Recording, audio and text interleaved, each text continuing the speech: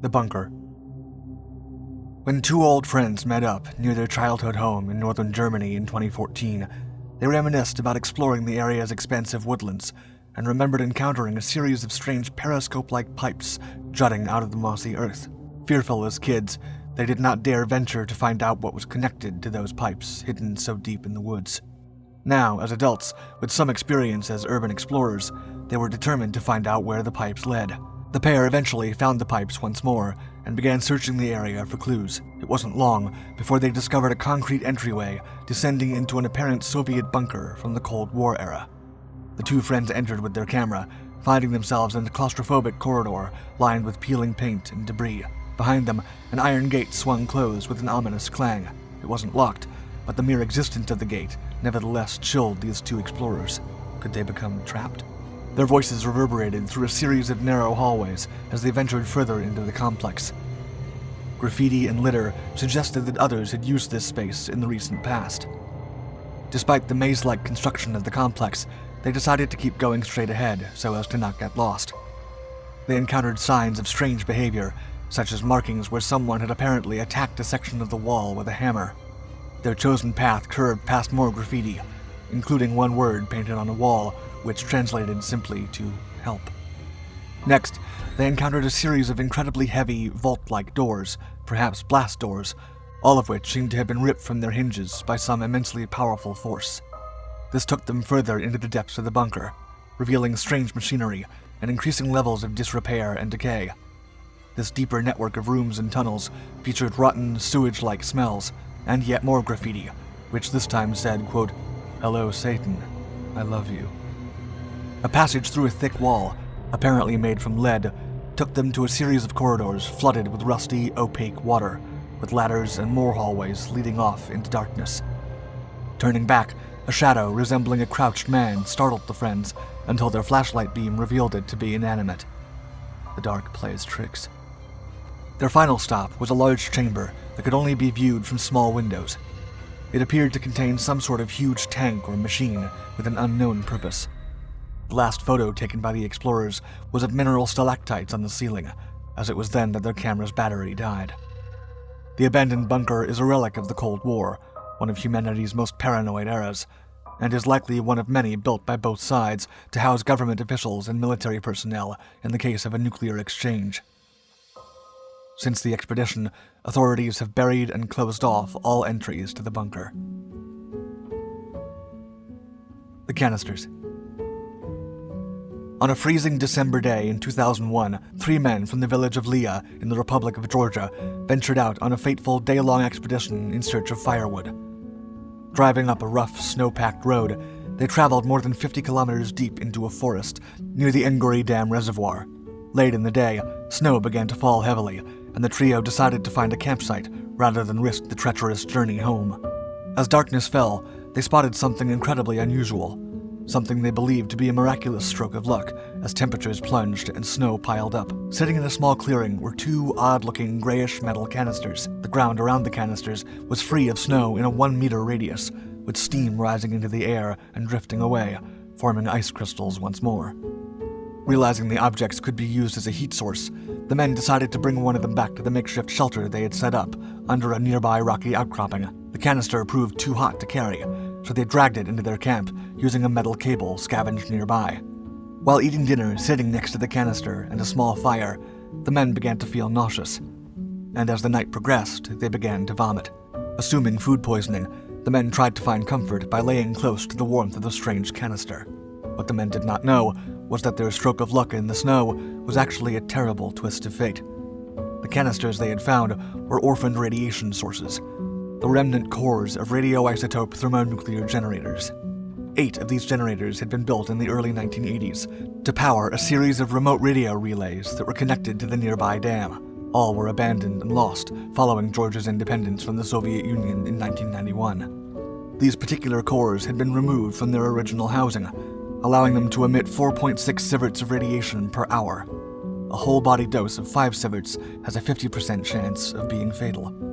The men returned home the following day and began to develop strange symptoms, which included skin lesions where they had been closest to the canister, failing to mention the strange heating source they had found, and it would take several weeks of worsening symptoms before doctors diagnosed them with acute radiation poisoning. 2 of the men would require treatment for over a year, with one later succumbing to his injuries.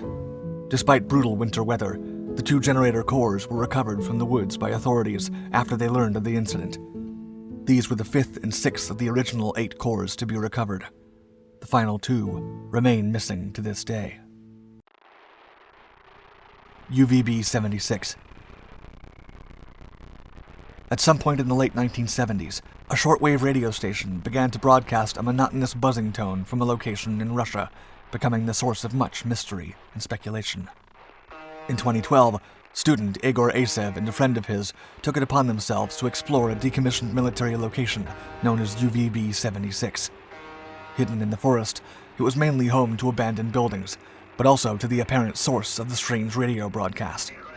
Approaching the area, the explorers encountered a man on a bike, carrying nothing, who emerged from the woodland, heading towards fields that contained nothing for many miles. Once inside, they found tunnels, trenches, and long, cold corridors populating the buildings. Their chosen path through the maze led them to a narrow hole and a rusty ladder, disappearing into the darkness. The friends ventured down the ladder, descending into a hidden area beneath the abandoned military base. They found heaps of paperwork relating to the abandonment of the base, suggesting that the exit was a hasty one. Even odder, they found a transformer still humming in the darkness. They descended further until a foul, acidic chemical smell forced them to turn back for fear of poisoning. Outside, the pair were approached by a woman in her mid-40s, apparently on a walk with her baby in a stroller. As she neared, they saw that the stroller was in fact empty. Were they being watched? The buzzing tone emanating from its broadcast station earned the facility the nickname of the Buzzer. However, over the years, ham radio enthusiasts have heard various strange messages broadcast from UVB-76, including mysterious voices having hushed conversations, an excerpt from Swan Lake, and a sample from a Looney Tunes cartoon featuring a threatening line from Yosemite Sam, "Varmint, I'm gonna blow you to smithereens."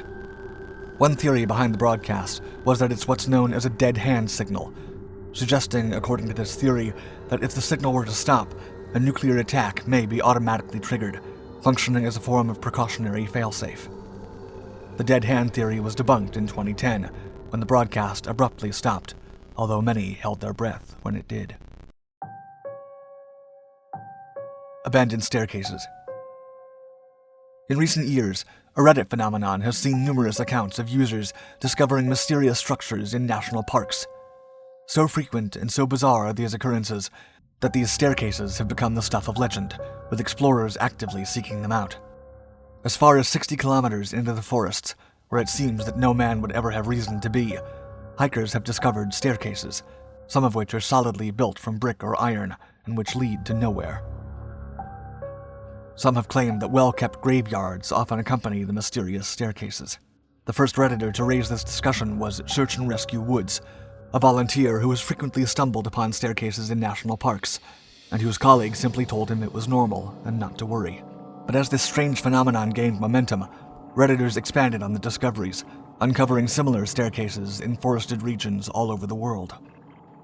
A Michigan Redditor recalled discovering a large clearing in the woods which contained several similar staircases to nowhere. They even seemed to have a gravity-defying quality, and for reasons unknown, no grass grew near them.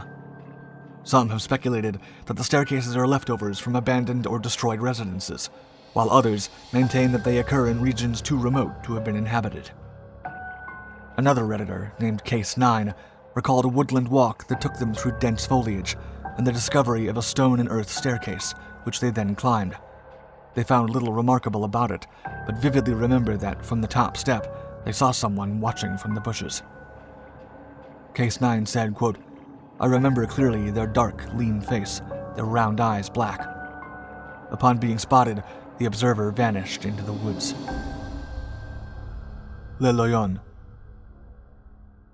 When, in the late 1990s, sightings of a strange man who roamed the Swiss woodland began to be reported, people were understandably skeptical.